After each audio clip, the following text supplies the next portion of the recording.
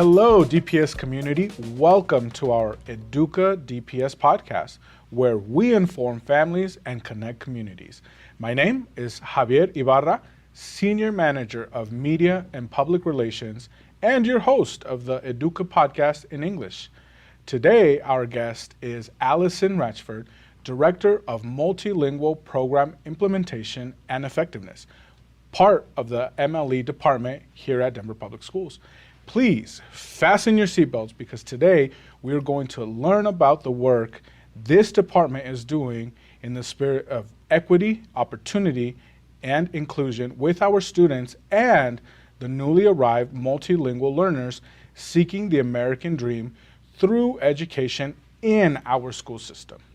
I want to give you a little bit of the background of the MLE department. It is one of the initiatives in the Multilingual Education Department and how they're working closely with schools in serving the new to country, which is what we're calling them, multilingual learners and families arriving in the U.S. We strive to make families feel welcome, safe, and provide families with the opportunity to engage at their school, the MLE District-Wide Advisory Committee, and their community. So with that, I want to welcome Allison. Allison, how are you today? Good, thank you. How are you? I am great. It's great to have you on because the topic today is very important. It seems to be a real, I don't want to call it a hot topic, but a topic that everyone wants to know about, including ourselves. Let's start off with how long have you been a part of Team DPS, and what is the most gratifying thing about the work that you have done here for this district? So I've been Team DPS for 12 years now. Wow. Started as a teacher and a school administrator and have been with the Multilingual Education Department for 8 years now, serving as a multilingual education instructional specialist, and have been the director of MLE programs now for 3 years. I would have to say the most gratifying part of this work is that we are working directly with schools, our students and families to ensure that our multilingual learners are getting an equitable education. I love that you said that. I want to ask, what did you start off teaching? I was an elementary school teacher, and I also, so I've taught grades kindergarten through 5th grade and was an English language development teacher as well. And you started about 12 years ago, so Yeah. you wouldn't have been my teacher. I was already out of high school then. I did previously teach 5 years prior in Chicago before moving to Denver. Which is where you're from. Yes.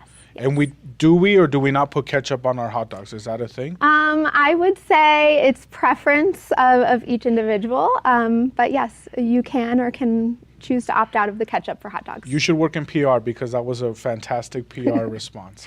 Thank you. My first question, though, I want to ask, I know that this is not a unique situation for our school district. I know that many school districts across the country, including our state, have received a lot of new students that have been coming in, but it's someone's told me that we're welcoming close to 3,000 or more new arrival students this year. How have you adjusted, and how has your team's work adjusted to best meet the needs of our new arrival students, families here in our schools? Yeah, it is something that we are very prone to being able to respond to. On average, we typically serve about 500 new arrivals annually, and we are, as you said, over 3,000 right now. So it has been an influx in response in how we are supporting our schools in welcoming our students and families. And so what that looks like is our department, our multilingual family engagement team, has really adjusted the outreach to families, going to them and working with the city and county of Denver to really start our relationship with families where they are.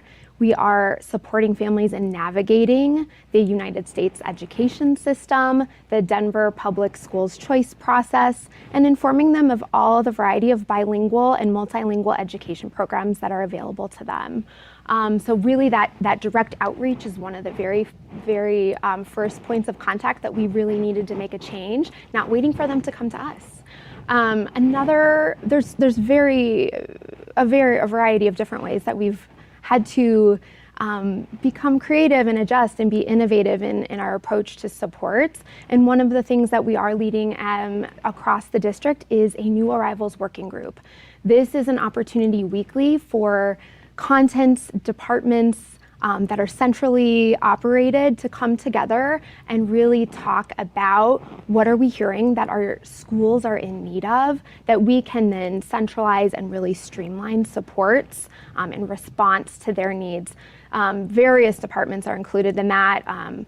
The choice and enrollment, planning, transportation, family and community engagement, human resources, academics departments, and our schools team. And that's not an exhaustive list by any means, but it's really coordinating efforts to make sure that our schools are getting the response that they need to be able to adequately serve our multilingual learner students in the large capacity that they are receiving them right now. I think that's the beautiful part about working for DPS, where we don't care where our students are coming from. What we care about is that they have equitable education, equitable access to education. That's and right. I think when we look at all of these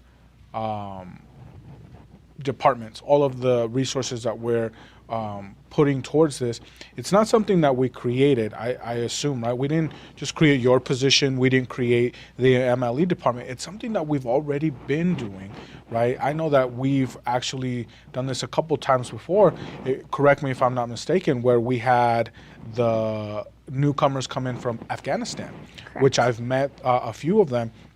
Compelling stories, the things that those students have gone through, and now that they are our students. So once they are our students, I love to see the response.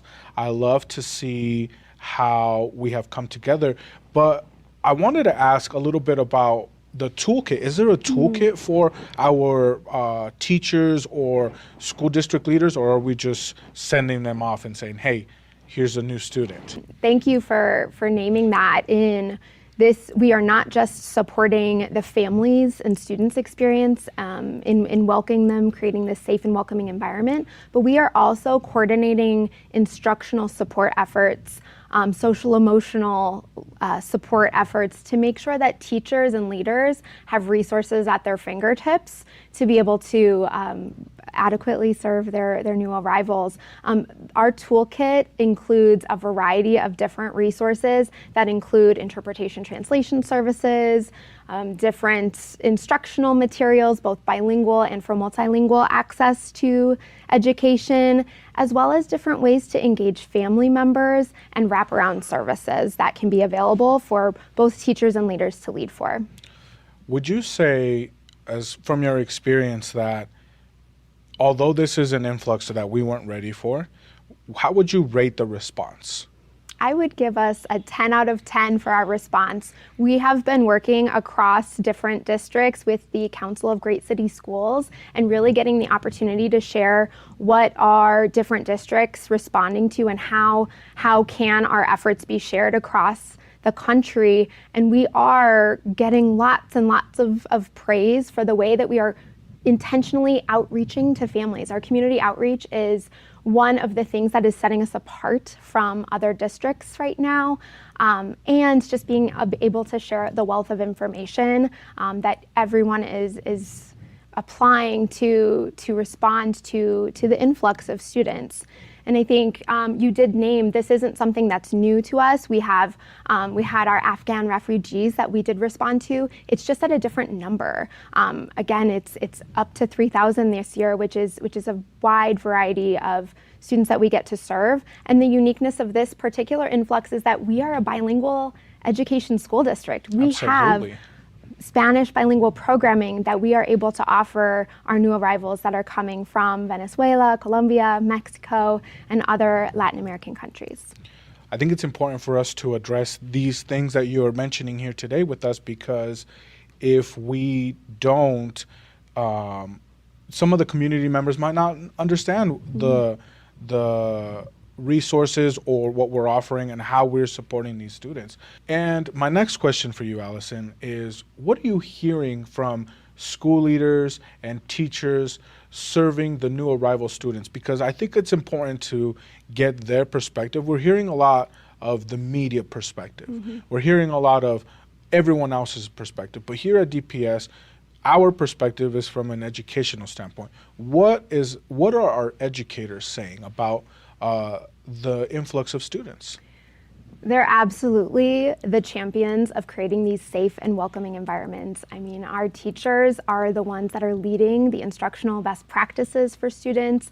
Our leaders have been essential in serving and welcoming our students and our families to not only be acclimated to the United States education system, but to Denver public schools. Is there a difference? There is. So as a choice district, our families have options across a variety of different programs. And again, just wanting to celebrate that we have bilingual programming options for families to receive. Their students can receive Spanish instruction if that is the program that they want to choose for their students. We also have Newcomer programming. If students are eligible for the Newcomer services, that's another option that families can opt into. And all of our schools across Denver provide English access to English as a second language. And so students are getting wraparound supports no matter the choice that they have, but there are those options for multilingual programming that families can choose. Back to your question around what is some of or what we're hearing from teachers and leaders, I think that I would be mistaken to not mention that this isn't without challenge. And I think that that's something real that we want to share, is that to recognize exactly that they are living day in and day out and making adjustments to lesson plans and making sure that students have access to the content. But they're also having to be really creative and innovative with the scheduling and the staffing that they currently have, and ways that they're able to then take in larger numbers of students than typical. And so that is really some of the work that we are trying to solve for in our multilingual education instructional specialists are out in support of schools to make sure not only are they setting up the systems and structures for multilingual learners to be a lead for leaders in MLE program leading, but they're also responding to what are individual teacher needs. Are there other innovative or best practices that they can work with a teacher to say, how might I help this student access this classroom, or how might I set up my learning environment to be the most welcoming for our families and students? I want to highlight a couple things that you said there.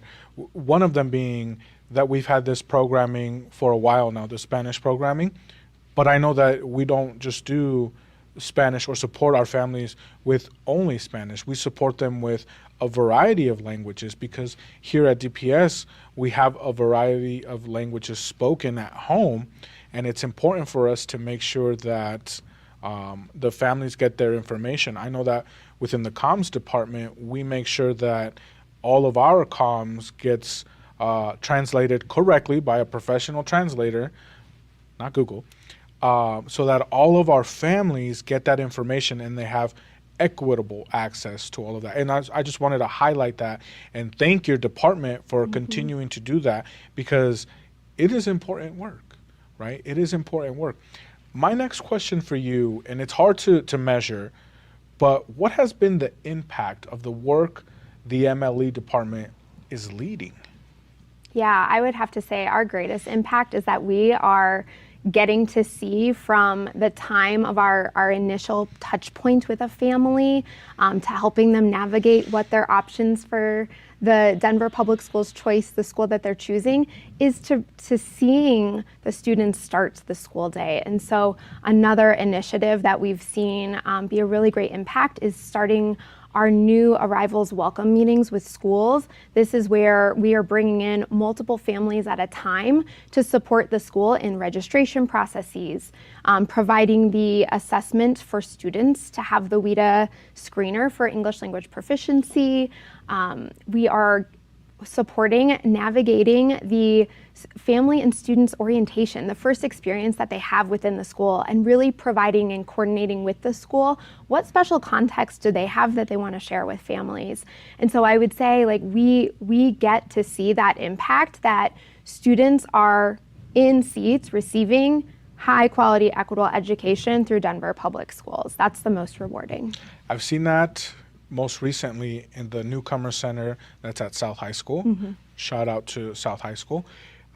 We were interviewing one of our Afghanistan students, and he had just received a full ride scholarship to Colorado State University.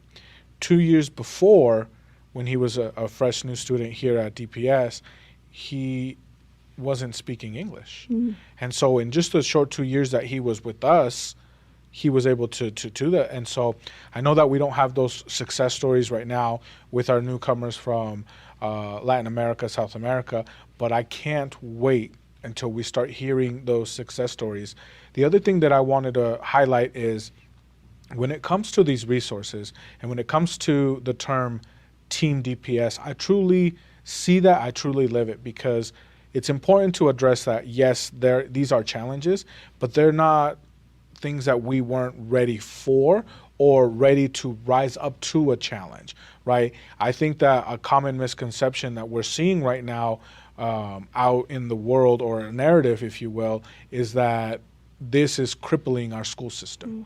That we are not prepared, that we are not ready, both financially or both resource. And I want to clear that up right now. That's not true.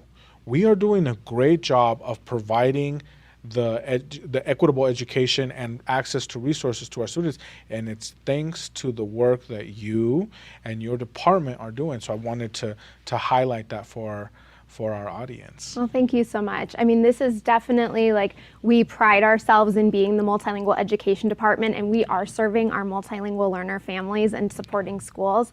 But this is a collective effort, and we have to give credit to the amazing educators and leaders that are doing this work, this incredible work every day. And also, like, part of my role is really sharing what we are leading for and bringing into the vital question for all departments to be considering in their work: what about multilingual learners?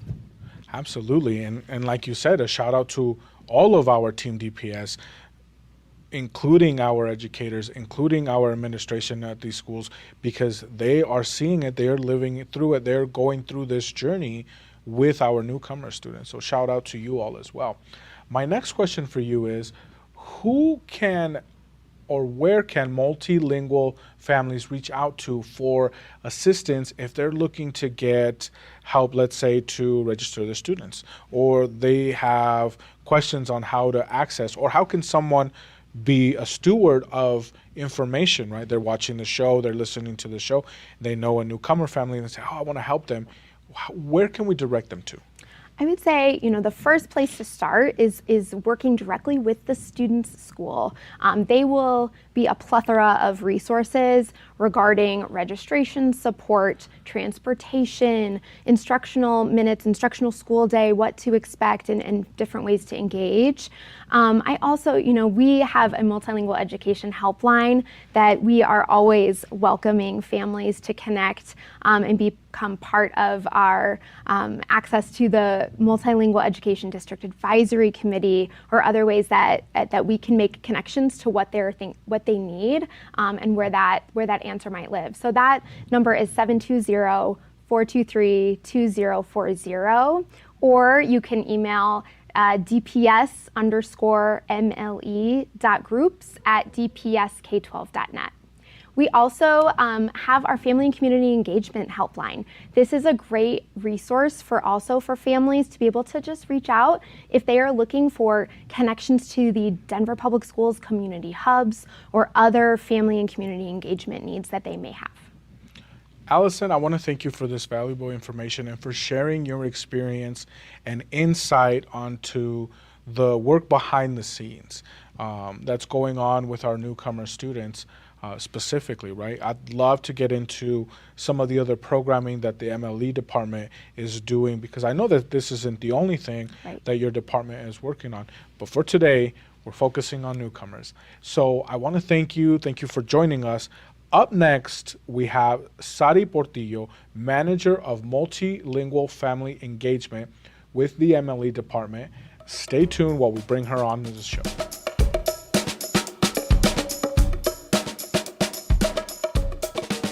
Welcome back to the EDUCA DPS Podcast. Joining us right now is Sary Portillo. Welcome to the show. How are you today? Hi, good, and you? Good. I want to ask, what are you hearing from our families out in the field? I know that you're doing a lot of work actually going to the families and to the temporary housing that they're staying in. What are you hearing from our families? You know, when we first started going out, there was this narrative of fear because families were under the impression that for some reason their kids could not go to school or they would not be able to go into school. Mm-hmm. And so we changed that narrative very quickly when we started showing up at the shelters on a weekly basis and started getting kids in school. And so now what I hear is, you know, a lot of gratefulness. Families are so excited and happy to be able to choose bilingual programs, to be able to have their children attend schools where they will receive both Spanish and English instruction. And so right now what I've been hearing the most is just a lot of gratefulness. Kids themselves are so excited. They're ready to go to school. They've been in shelters for a long time, and they've been out of school for a long time through their journey. And so they're just excited to go into school and see everything that we have to offer. School in the U.S. is very different from other countries, and so they're excited to be able to go to art, to be able to sign up for the cheerleading club, to be able to experience something new. And I'm glad you mentioned that, because I was going to ask you what the differences are, because I think we'd all like to know. My follow-up question to you is, with the students going into a new school and not knowing the language, are there some hesitation there? Are the students, let's say, having a hard time with getting to know the new process, or are they having a good time? Are they excited? So I would say that the hesitation at the beginning comes when we give information about the schools. Parents are concerned that it's going to be in English and that everybody's going to speak English and that the student's not going to know how to navigate. And so I think we alleviate those concerns the moment we inform them of bilingual programs. And at the moment we say, like, do you want English and Spanish instruction? All the families say, yes, we want that. And so I think that makes a difference in the way that children navigate the school system, is being able to know that there's somebody there who speaks their language and is able to answer their questions in case they're lost, in case they don't know where they're going. There's always somebody available who can support them in their native language. Sary, we're hearing a lot of things come out from the community, both from the newcomer community and the folks who are welcoming them in. Are there any common misconceptions that you are seeing from narratives or stories that people are looking and saying, oh, they don't want to go to school, or they don't, whatever misconceptions are there any? I think one of the misconceptions I've heard is about students being placed in certain schools.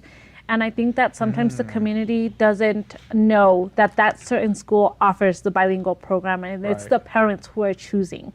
We as a district do not decide what school or what program the student should attend.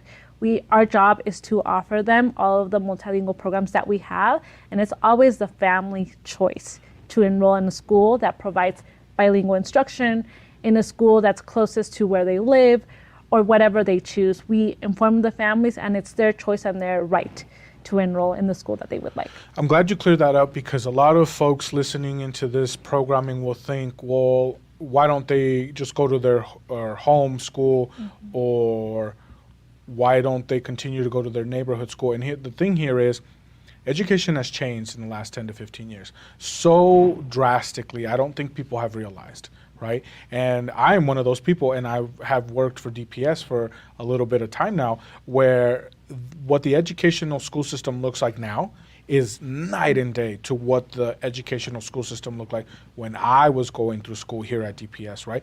You talked about calling them programs, right? And that's just it. Every school offers different programs. I think that a common misconception that I'd love to address right now is, there's neighborhood schools, but there's also you have your, I don't want to call them traditional high schools, because I don't know if those schools are considered that anymore, because now they have a STEAM program. They have other programming within the school that is important for parents to look at. Just like a parent who, and I'm not sure what the correct term here is, but just like a parent who has had their students through the educational system, they want to choose the best program for their student. It's the same thing with our newcomer families, right? They too want to pick the best program, and that's what's dictating where their kids are going to go to school, right? My last final question here is, if the students are going to schools in their neighborhood, how are they getting to those schools? So one of our jobs is to inform the families of the transportation options. So, DPS is a very big district, and so we have the Far Northeast Shuttle Express services. So we provide families that are in that region the information as to what are the nearest bus stops, what time do you get on the bus, what time do you come back home. In other areas that is not the Far Northeast, we provide families with the information about the requirements to be able to obtain a yellow school bus. For elementary, they must live more than a mile away. For middle school and high school, there's other requirements. And so we provide the families with the information.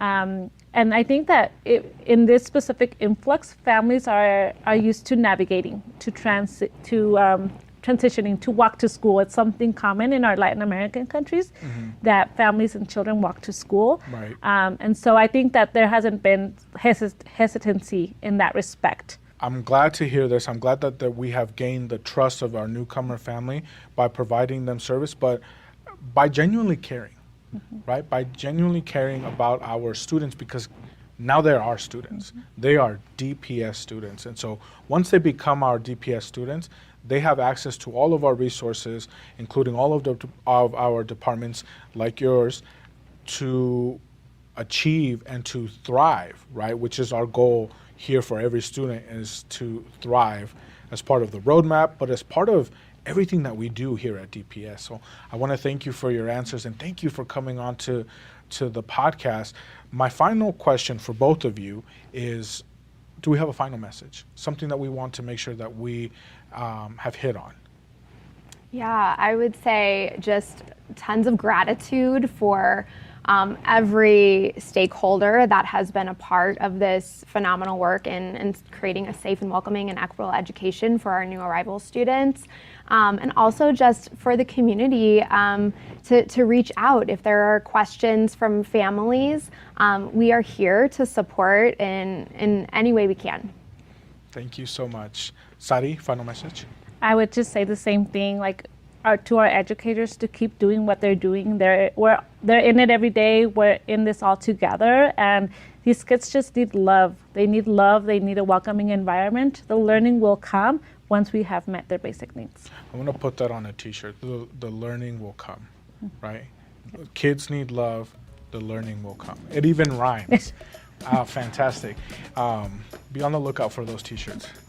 This concludes our EDUCA DPS podcast for today. I want to thank both of our very special guests, Allison and Sary, for joining us and bringing these resources to light. I know that you've been very busy, and thank you for agreeing to come on to the show so that we can show the entire DPS community what you all have been working on, including Team DPS. We would like to ask our audience to please share this episode of our EDUCA DPS podcast with your relatives, with friends, and the DPS community. If you know someone who could benefit from this information, please share it with them. For this and more DPS multimedia productions and content, please subscribe to our YouTube channel at Denver Public Schools Plus. You can also find us on any main podcast platform. Just search for the Denver Public Schools Podcast. A big thank you to our communications department and to our proud superintendent of Denver Public Schools, Dr. Alex Marrero, for the support of EDUCA and all of our multimedia productions. Please remember to tell your children more often, and ladies, if I can ask you for your help in saying this next line. Sure. I believe in you, and I know you can do it. Thank you so much. Until next time.